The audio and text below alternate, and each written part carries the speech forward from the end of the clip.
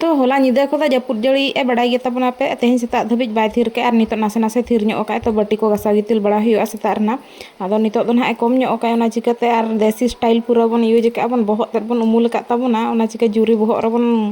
लगाव कना आर छुपी को मा बचुआन तबना बखान बन छुपी को हुना तो बटी गसा गितिल लगिन तिन चलाव कन तबना आर नासे नासे के पुरुमु गे दागी ओनका दो बाय लहट कना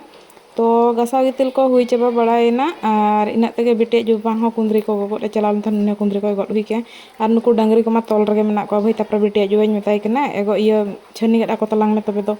उन्नी छनी को गेदा को इन दाकाइन चंदा के तलिया तो बिटे जो का तेहन जपुद जड़ रे जिल को जम सना कना जिल के इन अगुई तबना तो जिल गे अगु के तले माने चिकन अगु के आर ओना गे चंदा बसांग हुईना तेहन जपुद जड़ रे पूरा पागो सलाते जमा पूरा मस्त हुई लेन तहन और इसिन बड़ा हते बिटी और बिटी बाबा के मांग इन किना इन परते इन उम बड़ा हतिन जम के तबना आ तेहन ब्लॉग दो नोडा गे मुचाद ना।